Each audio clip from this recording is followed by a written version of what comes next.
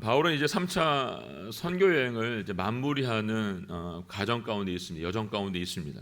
그가 이제 드로아에서 아소까지 이제 65km의 거리인데 이 먼 거리를 혼자 가는 것을 선택하고 여기까지 오게 됩니다.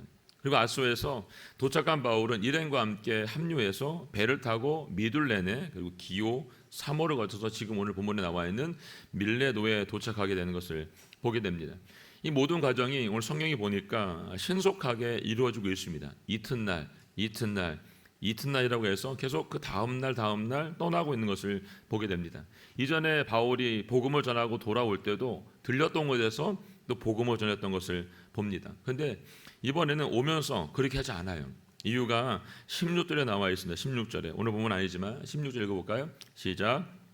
바울은 아시아 지방에서 지체하지 않으려고 에베소를 지나쳐 가기로 했습니다. 그는 가능하면 오순절에 맞춰 예루살렘에 도착하려고 서둘렀던 것입니다. 아멘. 네. 사울이 3차 여행을 마치면서 아시아 지방에서 지체하지 않고 에베소를 지나쳐서 왔다고 합니다. 네. 이유는 가능하면 이 오순절에 맞추어서 예루살렘에 도착하고 싶었기 때문이다라고 성경이 얘기합니다. 이전에 유대인들의 음모 때문에 가장 중요한 열기였던 유월절에 갈 수 없었기 때문에 이걸 포기할 수가 없는 마음이 지금 바울에게 있었습니다. 또 다른 이유가 있었는데 마게도냐와 아가의 지방의 교회가 이 예루살렘의 성도들이 어렵다는 이야기를 듣고 모금을 했습니다. 헌금을 한 거죠. 그래서 그 헌금을 전하기 위해서 빠르게 가고 싶은 마음이 바울에게 있었습니다. 왜냐하면 이 헌금은 단순한 구제가 아니라 이방 교회가 유대인 교회가 이제 그리스도 안에서 하나가 되었음을 말해주고 있는 그런 메시지가 담겨 있기 때문에 그렇습니다. 그래서 바울은 이 마지막 여행을 서둘러서 지금 진행하고 있는 것을 보게 됩니다. 17절 말씀 함께 보겠습니다. 오늘 본문 17절 시작. 밀레도에서 바울은 에베소로 사람을 보내 교회 장로들을 불러오게 했습니다. 네, 아멘. 네. 바울이 지금 이렇게 여정을 신속하게 진행하지 않았으면 얼마든지 오는 길 속에 에베소를 들릴 수가 있었습니다. 아까 밀둘레네 기오 사모라고 했는데 사모의 지역에서 지근거리에 있었던 것이 에베소 지역이었습니다. 지금 보면 어떻게 보면 에베소를 잊어버린 것처럼 이렇게 가고 있지만 그러나 바울이 3년 동안 목표했던 에베소를 결코 잊지 않았다는 거죠. 오늘 보니까 밀레도에 도착하자마자 조금 더 지체하지 않고 사람들을 보내서 에베소에 있는 교회 장로들을 불러오겠다라고 말하고 있습니다. 예.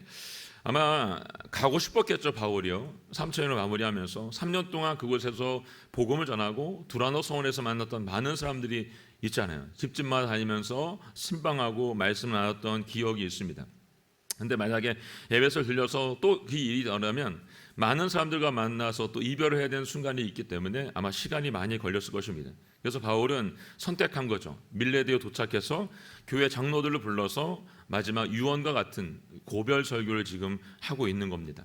자, 18절, 19절 말씀 함께 보겠습니다. 18절, 19절 말씀 시작. 장로들이 도착하자 바울이 말했습니다.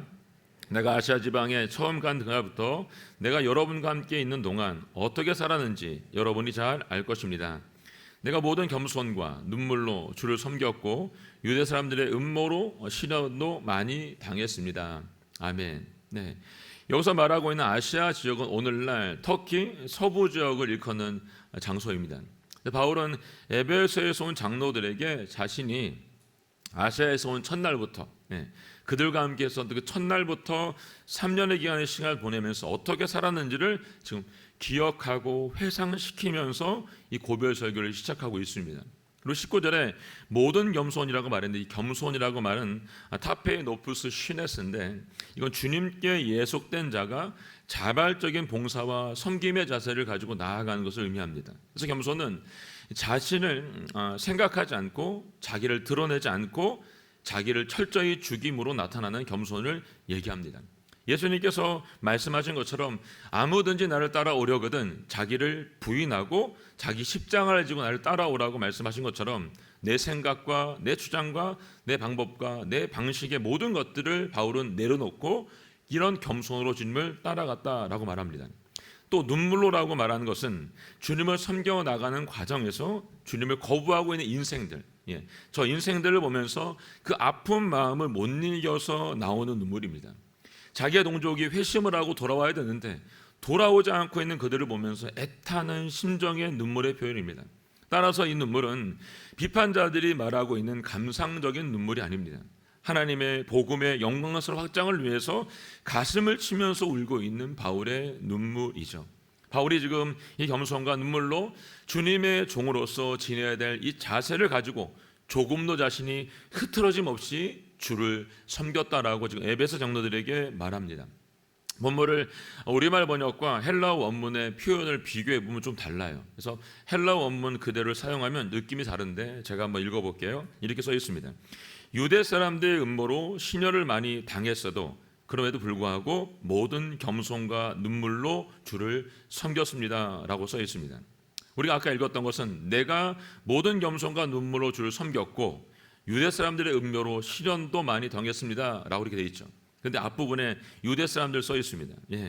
유대 사람들이 음모로 시련을 많이 내가 당했지만 그럼에도 불구하고 내가 모든 겸손함으로 그 눈물로 내가 주를 섬겼다라고 얘기하고 있습니다. 바울이 에베소에서 온 장로들에게 그들과 함께 지냈던 지난 3년의 시간 동안 온갖 시련과 박해와 고난과 도전 속에서도 자신은 그리스도의 종으로서 내가 주님의 부름받은 종으로서 지녀야 될 태도를 조금도 흐트럼 없이 지키고 있다라고 말하는 것입니다. 자, 20절 말씀하고 20절 말씀 볼까요? 시작. 여러분도 알다시피 나는 여러분에게 유익한 것이라면 무엇이든 주저하지 않고 전했고 공중 앞에서 또 집집마다 방문하면서 여러분을 가르쳐 왔습니다. 아멘. 바울은 에베소 사람들과 에베소 속에 속해 있었던 소아시아 지역에 이르기까지 그들에게 유익하다고 생각하고 판단되면 그것이 사람이 많이 모여있는 공중 그런 모임이나 또는 에베소 두란노 서원이나 집집마다 소단위로 모이는 모임이든 어떤 모임이 됐든지 간에 그곳에 방문해서 복음의 말씀을 가르쳤다라고 합니다. 바울은 특별히 회당에서 더 이상 가르칠 수 없게 됐을 때 그곳을 나와서 두란노 소원에 가서 2년 동안 매일 그곳에 찾아오는 사람들을 가르쳤는데 그때도 어떻게 했습니까? 주저하지 않고 말씀을 가르쳤습니다. 여기서 주저하지 않았다는 이 말은 히페스 스텔 라멘인데 자신이 전파하고 가르치는 것이 사람의 비위를 거스릴까 봐 무서워서 억제하지 않은 겁니다. 움츠러들거나 또는 교묘한 태도로 가르치지 않았고요. 사람의 비위를 맞추면서 그렇게 가르치지 않았다는 것입니다.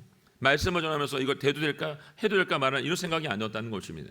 교훈과 책망을 비롯해서 구원에 필요한 모든 것을 하나도 남김없이 내게 해가 될다 할지라도 은폐하지 않고 당당하게 담대하게 이 말씀을 증거했다는 의미입니다. 우리가 잘 알고 있는 것처럼 에베소는 아담의 여신과 아담의 신전이 있는 곳이었습니다. 절대적 영향을 끼치고 있던 우상의 도시였죠. 그 우상의 도시에서 바울이 복음의 말씀을 전하는 것 때문에 핍박을 당하게 됐던 걸 볼 수 있습니다. 그가 무슨 말을 전했죠? 사람의 손으로 만든 것 그것은 신이 아니다라고 전했습니다. 그래서 에베소에서 아담의 여신과 아담의 신전으로 먹고 살았던 많은 사람들 그들에게 문제가 발생하게 됐죠. 여러분, 에베소 사람들이 흠속과 흙덩이로 만드는 것이 속에 노예가 되어서 죽어가고 있는 그들을 도저히 볼 수가 없었던 바울은 자신에게 위험이 오고 지금 불이익이 올 것을 너무나 잘 알고 있음에도 불구하고 조금도 물러서지 않고 바르게 말씀을 전했습니다. 실제로 이 일로 바울이 우리가 지난 시간에 나눴던 것처럼 심각한 어려움 가운데 빠졌던 걸 볼 수 있습니다. 그리고 주변에 자신 때문에 함께 동역했던 사람들이 붙잡혀가게 되는 어려움도 보게 되었습니다. 그럼에도 불구하고 바울이 이렇게까지 복음을 가감없이 전했던 것은 에베소 사람들에게 이 복음은 절대로 필요했던 것이고 그들에게 유익이 될 수 있는 것이라고 믿었기 때문입니다. 그래서 그는 조금도 흔들리지 않고 주저하지 않고 이 복음을 담대하게 전했습니다. 자, 21절 말씀 볼까? 21절 말씀 시작. 유대 사람들과 그리스 사람들 모두에게 회개하고 하나님께 돌아와 우리 주 예수를 믿어야 한다라고 선포했습니다. 또 그가 전했던 대상들을 보니까 바울은 선민의식에 젖어있던 유대 사람들에게도 찾아갔다는 것입니다. 그리고 세상의 신화를 따라 우상에 순번하고 있었던 그리스 사람들에게도 전했다는 것입니다. 모두가 회개해야 되고 예수 그리스도를 믿어야 된다라고 선포했습니다. 바울이 전한 구원은 하나님에 대한 회개와 예수 그리스도에 대한 믿음이라는 두 기둥이 이루어질 때 비로소 구원이 이루어지게 되는 겁니다. 세수를 담기 위해서 여러분 부대를 준비할 때 헌부대를 준비하지 않습니다. 새 부대를 준비해야 됩니다.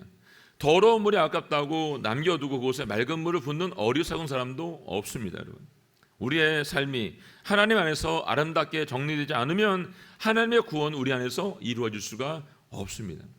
우리의 삶이 먼저 회개함으로 정리가 되고 그 속에 그리스도에 향한 믿음이 자라나야 그리스도의 사람으로 아름답게 우리 모두가 자라날 수 있는 거죠. 사랑하는 오늘 교회 성도님들 모두가 우리 회개한 자리에 있기를 원합니다. 믿음의 자리에 있기를 원합니다. 그리스도의 아름다운 삶을 살아낼 수 있는 축복이 우리 모두 가운데 있기를 예수님의 이름으로 선포합니다.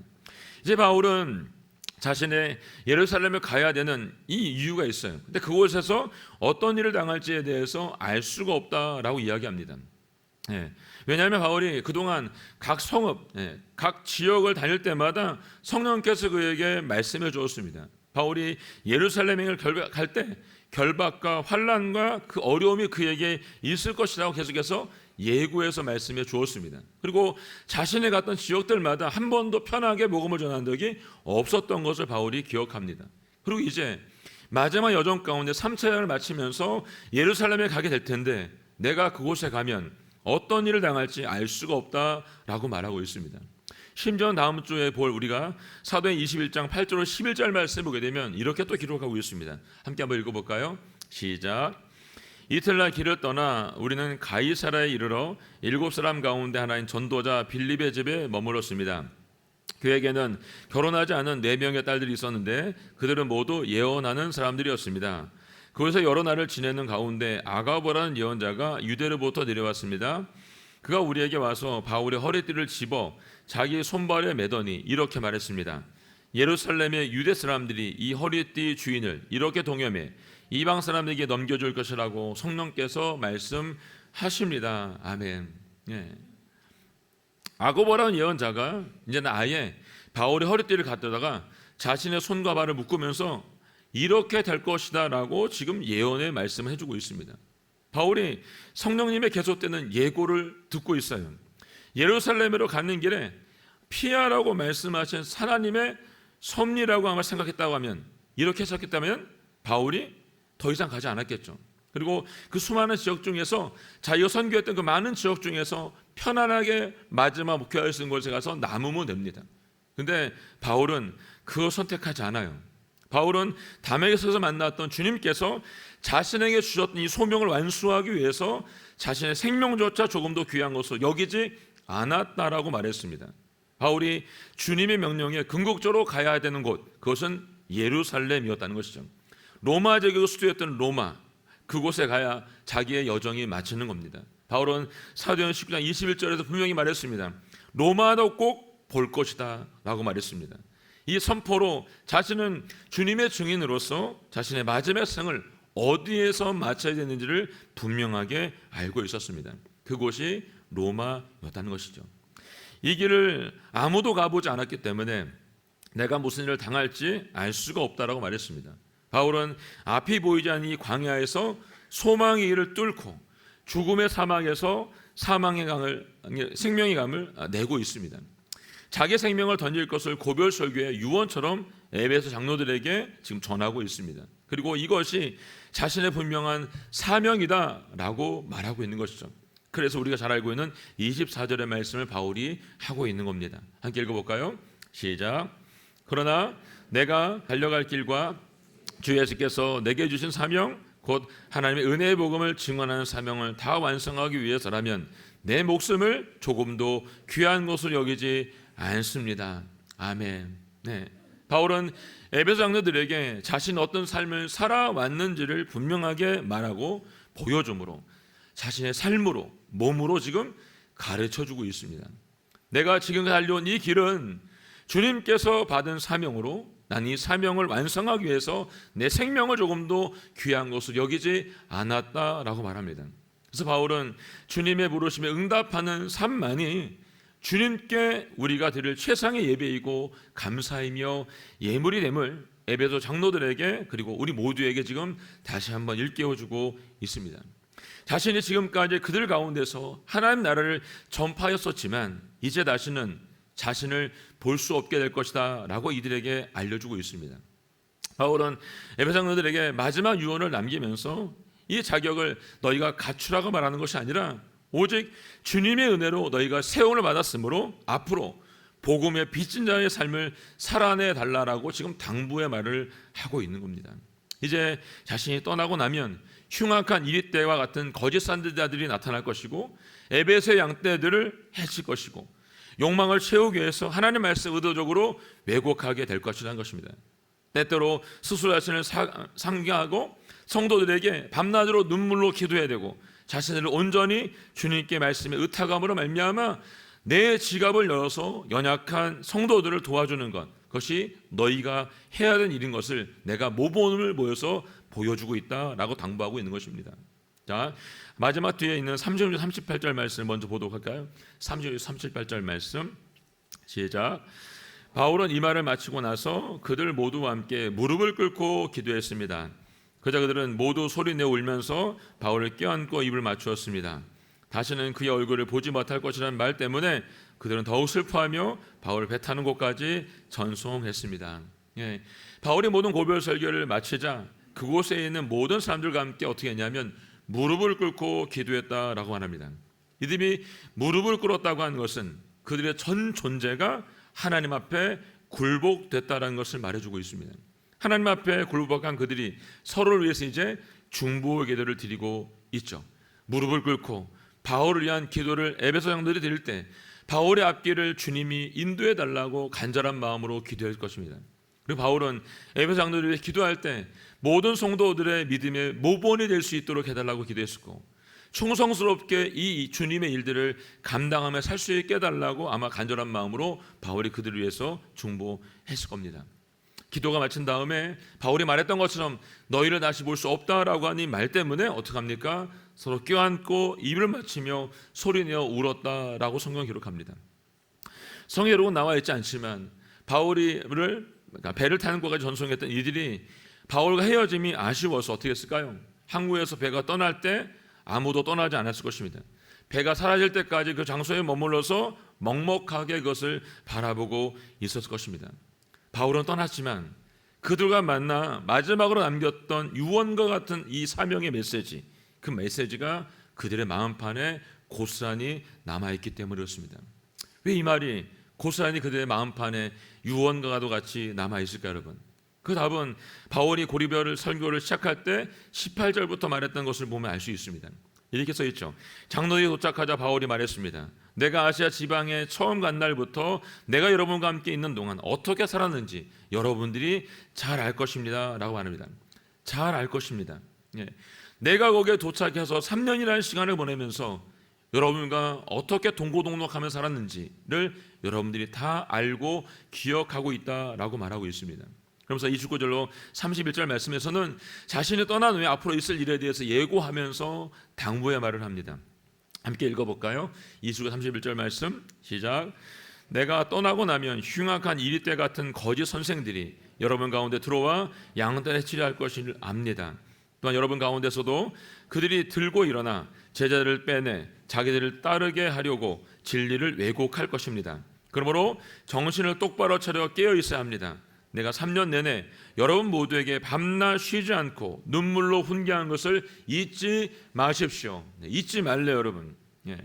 내가 3년 내내 여러분과 모두와 밤낮 쉬지 않고 눈물로 훈계한 그것을 잊지 말라고 얘기합니다. 바울은 자신이 떠난 후에 일을 말해주고 있습니다. 그리고 에베소 장로들에게 성도들 위해서 밤낮 쉬지 말고 눈물로 훈계하라고 명령하였다기보다는 바울 자신이 어떻게 살았는지 잊지 말라고 당부하고 있습니다. 내 삶이 너에게 보여진 것처럼 내가 너에게 어떻게 살았는지를 이것을 잊지 말라라고 얘기를 해주고 있는 것입니다. 그래서 바울이 33절, 3절, 4절 말씀에서 어떻게 사역을 감당해야 되는지를 알려주고 있습니다. 한번 볼까요? 33절, 4절 말씀 시작. 나는 그 누구의 은이나 금이나 옷을 탐낸 적이 없습니다. 여러분 알다시피 나는 나와 내 일행이 필요한 것을 손수 벌어서 썼습니다. 아멘. 바울은 자신은 누구의 은이나 금이나 옷을 탐낸 적이 없을 뿐만 아니라 자신과 함께했던 동료들의 필요가 있을 때마다 손수 자신들이 벌어서 사용했다라고 이야기해주고 있습니다.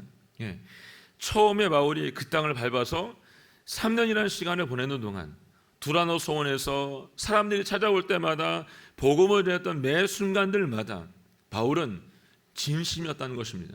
그리고 그들에게 해가 되지 않기 위해서, 피해를 주지 않기 위해서 모든 것을 자기 스스로가 해결했다는 것을 우리에게 알려주고 있습니다. 그리고 마지막 35절 말씀에서 이렇게 말하고 있죠. 이처럼 내가 모든 일에 모범을 보였으니 여러분도 약한 사람들을 도우며 주는 것이 받는 것보다 복이 있다라고 하신 주 예수의 말씀을 기억해야 됩니다 라고 말합니다. 너희가 잊지 말고 이 말씀을 기억하랍니다. 바울은 이 요한의 말을 마치면서 이 모든 일에 자신이 먼저 그들에게 모범을 보여주었다라고 말하고 있습니다. 이 모든 것을 에베소 장로들이 다 알고 있다라고 성경은 또 얘기해주고 있습니다. 설교를 할 때마다, 고별서 예배할 때마다 여러분 다시 읽어보시면 이 장로들이 바울이 말하고 있는 이것을 잊지 않고 기억하고 있습니다. 바울이 자신은 하지도 않으면서 너희는 꼭 이렇게 살아야 된다라고 말한 것이 아닙니다. 먼저 삶으로 보여주고 너희가 본대로 살아라 라고 이야기하고 있는 것입니다. 바울이 에베소 장로들을 밀레도까지 일부러 불러서 남긴 유언은 그냥 일반적인 말, 안부를 묻기 위해서 부른 것이 아닙니다. 예루살렘으로 그냥 돌아갈 수도 있었지만 에베소를 향한 그 마음, 꼭 남기고 싶었던 이 말, 그 말 에베소 장로들에게 오라고 해서 자신이 지난 3년 동안 너희들과 함께 했었던 이 일을 다시 한번 상기시켜주면서 이야기하고 있는 것입니다. 예수님을 믿는 사람들을 죽이기 위해서 모든 것을 동행했던 바울에게 이런 사명과도 같은 유언의 말씀이 그 인생 노년에 이 마지막에 가능할 수 있었던 것은 다메섹 도상에서 예수님을 만난 이후에 이방인에게 복음을 전하라고 했던 사명을 받았던 바울 속에 임하였던 영으로 임해서 말씀으로 임하신 주님의 은혜가 있었기 때문에 바울이 세상을 바라본 것이 아니라 주님을 바라보고 주님을 의지했기 때문에 가능했던 사건입니다. 이 사명을 받고 땅끝까지 가기 위해서 예루살렘을 거쳐 로마로 가는 여정을 선택한 바울이 이제 에베소의 남은 자들과 소아시아의 믿음의 형제들을 위해서 에베소 장로들에게 남긴 유언은 영원히 그들의 마음간 깊이 새겨지게 되었다는 것입니다. 우리도 언젠가는 주님의 부르심을 받게 될 것입니다. 여러분과 제가 이렇게 지금 이곳에 있지만 우리의 앞뒤는 아무도 알 수가 없습니다. 언제 갈지, 언제 마무리할지는 아무도 알 수가 없는 거죠. 그리고 그때가 우리 모두에게 찾아오게 됐을 때 우리 마지막 이 유언의 말을 어떤 것을 남기면 좋을까요? 그때 여러분들은 어떤 이야기를 우리 후손들에게, 우리 함께하고 있는 동료들에게 남기고 싶으신가요? 바라기는 바울과 같이 주님으로부터 받았던 소명, 복음의 사명을 남기는 자가 될 수 있기를 주님의 이름으로 축복합니다. 내 삶 속에 살아계신 분, 그분을 증거하는 것이 우리가 해야 될 일입니다. 여러분, 그저 그곳에 남아서 평범하게 사는 인생이 아니라 오늘 우리가 복음을 받은 대로, 지금 말씀에 나와 있는 대로 바울의 삶이 우리의 삶이 되기를 예수님의 이름으로 축복합니다. 아멘. 함께 찬양하고 기도하겠습니다. 오늘 찬양은 부르신 곳에입니다. 낯선 성령님 마음으로 봅니다. 내 마음을 감싸 주시고 그 주님의 평안함으로 나를 불러주셔서 그 부르신 곳에서 예배하는, 어떤 상황 가도 예배하는 주님의 사람으로 사용하여 주시옵소서. 이 시간 주님께 드리고 함께 기도하겠습니다.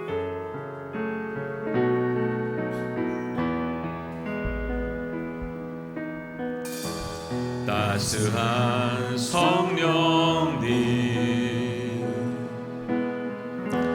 마음으로 보내 내 몸을 감싸며 주어지는 평안함 만족함을 느끼네. 사랑과 진리에 진리에 한 줄기 빛 보내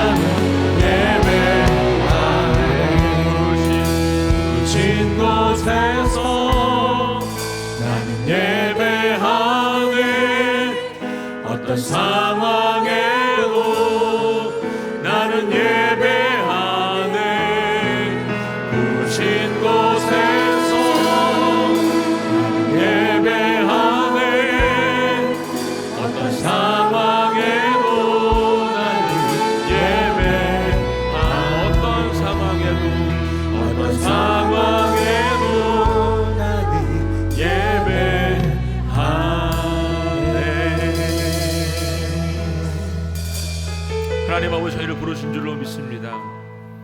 저희를 바로와 같이 우리가 사명을 받은 자로, 소명을 받은 자로 부르신 줄로 믿습니다. 하나님 아버지, 저희 삶이 그저 세상의 사람들처럼 시간이 지나가는 대로 하루를 그냥 평범하게 살아가는 일상이 되지 않기를 원합니다.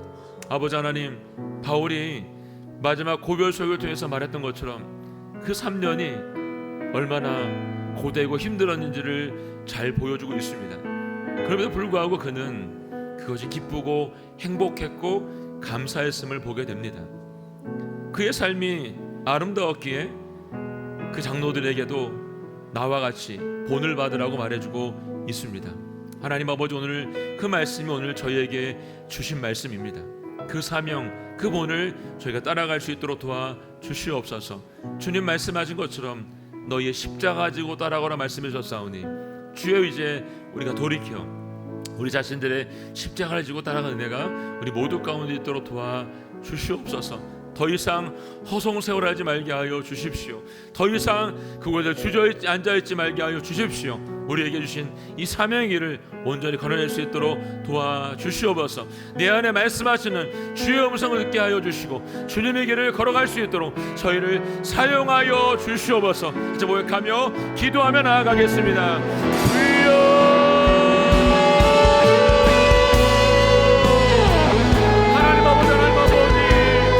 사명의 길을 걸어가게 하여 주시옵소서. 이 소명의 길을 걸어가게 하여 주시옵소서.